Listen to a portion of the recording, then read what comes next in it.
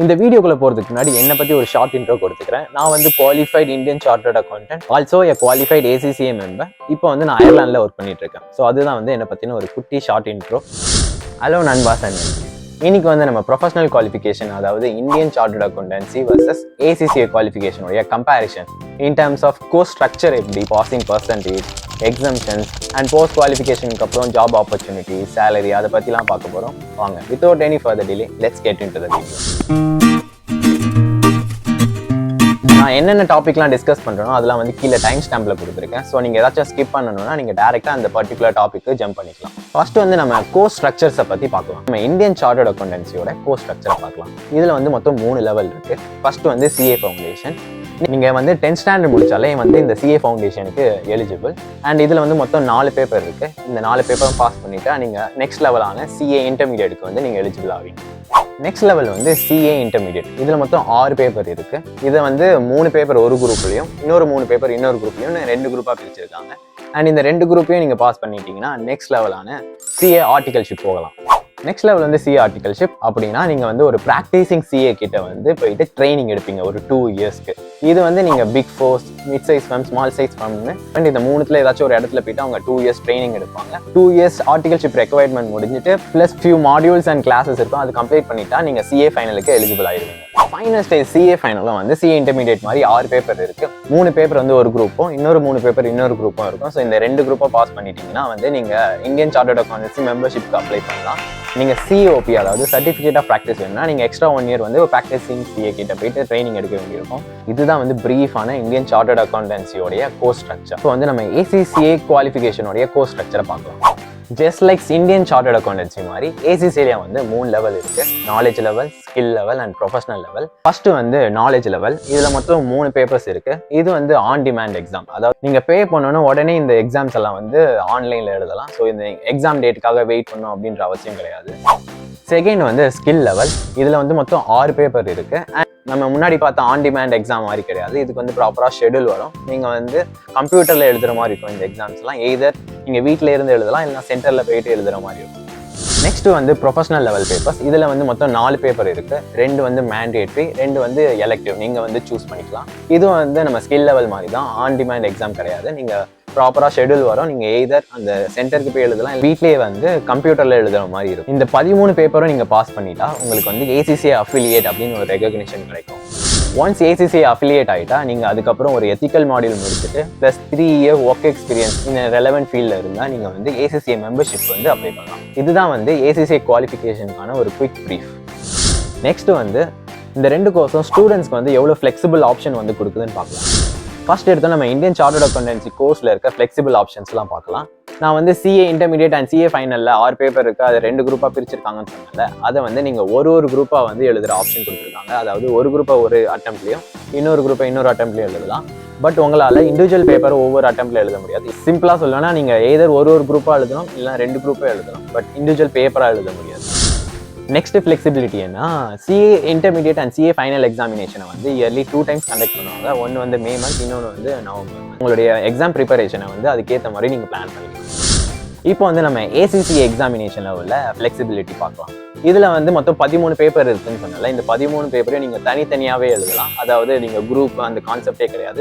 ஒரு பேப்பரை ஒவ்வொரு அட்டெம்ப்ட்ல கூட நீங்கள் எழுதலாம். செகண்ட் வந்து ACCA எக்ஸாமினேஷன் அந்த skill level and professional level papers வந்து இயர்லி 4 டைம்ஸ் கண்டக்ட் பண்ணுவாங்க. அதாவது மார்ச், ஜூன், செப்டம்பர், டிசம்பர்னு. ஸோ உங்களுடைய எக்ஸாமினேஷன் ப்ரிப்பரேஷனை நீங்கள் அதுக்கேற்ற மாதிரி பிளான் பண்ணிக்கலாம். நெக்ஸ்ட் வந்து இந்த 2 கோர்ஸ்லையும் ஸ்டூடெண்ட்ஸுக்கு கிடைக்கிற எக்ஸம்ஷன்ஸை பற்றி பார்க்கலாம். ஃபர்ஸ்ட் வந்து இந்தியன் சார்ட்டர்ட் அக்கௌண்டன்சி கோர்ஸில் வந்து உள்ள எக்ஸம்ஷன்ஸ் பார்க்கலாம். பட் இதில் வந்து பெருசாக அவ்வளோ எக்ஸம்ஷன்ஸ் கொடுக்கல. நான் முன்னாடியே சொன்னேன்ல, இந்தியன் சார்ட்டர்ட் அக்கௌண்டன்சியில் 3 லெவல் இருக்குன்னு. ஸோ நீங்கள் ஒரு பேச்சுலர் டிகிரி ஹோல்டரோ இல்லைனா ஒரு ரெகக்னைஸ்ட் எஜுகேஷன் வந்து நீங்கள் பாஸ் பண்ணியிருந்தா உங்களுக்கு வந்து அந்த ஃபர்ஸ்ட் லெவலான CA ஃபவுண்டேஷன் மட்டும் எக்ஸம்ஷன் கொடுப்பாங்க. ஸோ மற்றபடி மீதி உள்ள 2 லெவல் இன்டர்மீடியேட்டும் ஃபைனல் லெவலில் எந்த பேப்பர்ஸ்லேயும் வந்து எக்ஸம்ஷன்ஸ் இல்லை. நீங்கள் வந்து நார்மலாக எல்லாத்துலேயும் பாஸ் பண்ண வேண்டிய மாதிரி இருக்கும். அந்த அதர நீங்கள் ACCAல வந்து நிறைய எக்ஸம்ஷன்ஸ் கொடுக்குறாங்க. நான் முன்னாடியே சொன்ன மாதிரி மொத்தம் 13 பேப்பரில் உங்களுக்கு 9 பேப்பர் வரைக்கும் வந்து எக்ஸம்ஷன்ஸ் கிடைக்கும். இந்த எக்ஸம்ஷன்ஸ் வந்து எப்படி கொடுப்பாங்க, பேஸ்ட் ஆன் அந்த டிகிரி, பேச்சுலர்ஸ் டிகிரியோ மாஸ்டர்ஸ் டிகிரியோ நீங்கள் எல்லாம் ஏதாவது ஒரு ப்ரொஃபஷனல் குவாலிஃபிகேஷன் வந்து முடிச்சிருந்தீங்களா அதுக்கேற்ற மாதிரி உங்களுக்கு எக்ஸம்ஷன்ஸ் கிடைக்கும். அதை பற்றி நான் டீப்பாக போக விரும்பல. பட் உங்களுக்கு வந்து அந்த எக்ஸம்ஷன்ஸை பற்றி தெரிஞ்சுக்கணும்னா கீழே லிங்க்ல வந்து ACC எக்ஸம்ஷன் கால்குலேட்டருக்கான லிங்க் கொடுக்குறேன், நீங்கள் அதில் போய் செக் பண்ணி பாருங்க.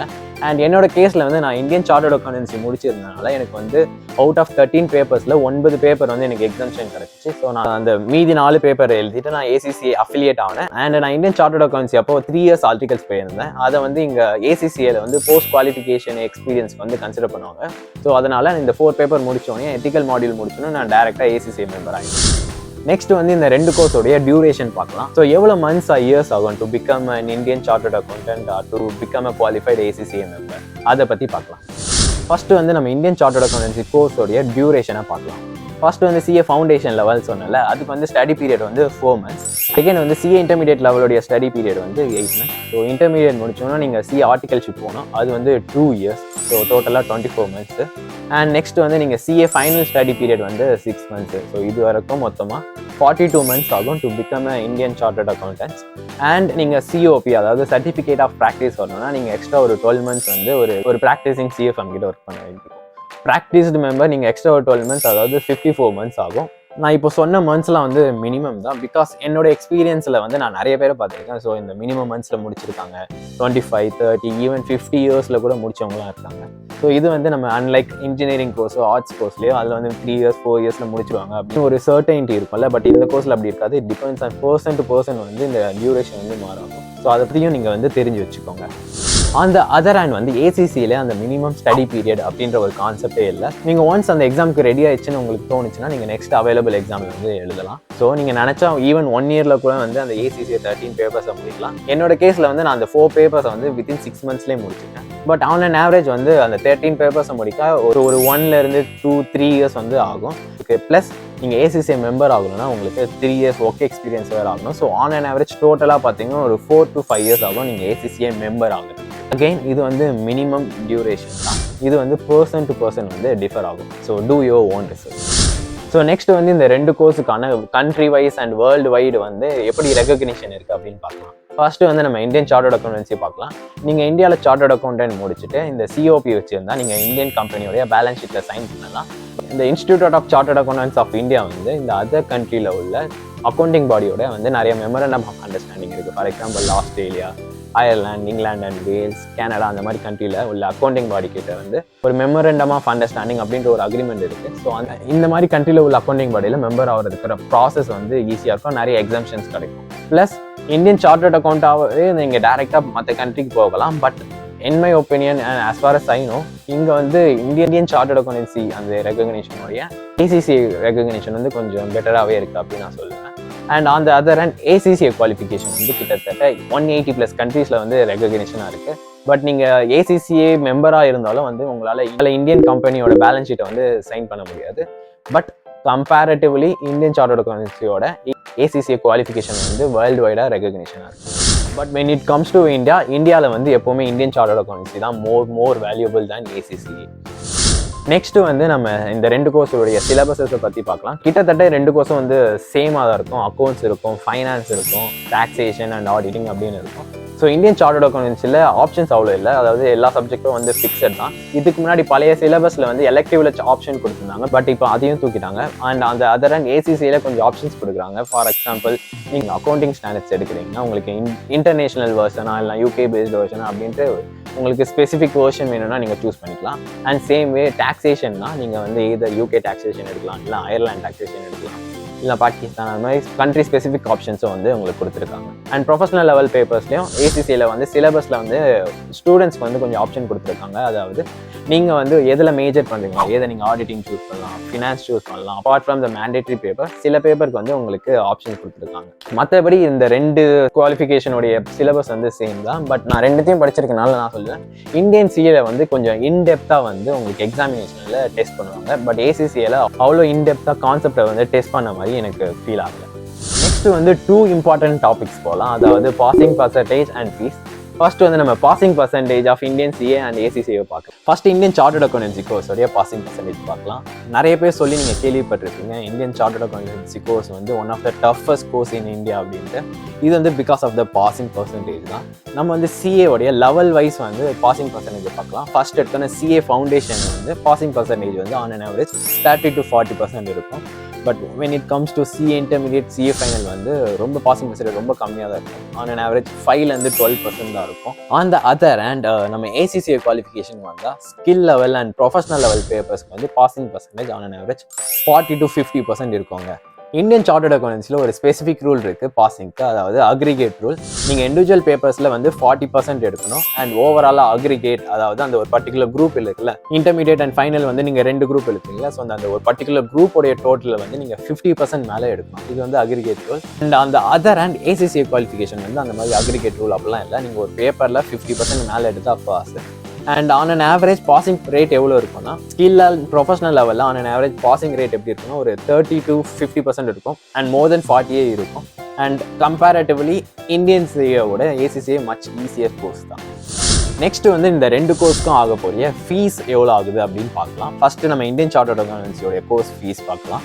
CA ஃபவுண்டேஷனுக்கு அந்த ரெஜிஸ்ட்ரேஷன் ஃபீ, அந்த ஜேர்னல்ஸ் அதெல்லாம் சேர்த்தா டோட்டலாக 9,800 ஆகுது ருபீஸ், இந்தியன் ருபீஸில் சொல்கிறேன். அண்ட் CA இன்டர்மீடியட்டுக்கு 18,000 அண்ட் CA ஃபைனலுக்கு வந்து 22,000. இந்த இதெல்லாம் வந்து நீங்கள் ICAக்கு பே பண்ண வேண்டியிருக்கும். ஸோ டோட்டலாக வந்து ஒரு 50,000 கிட்ட வருது.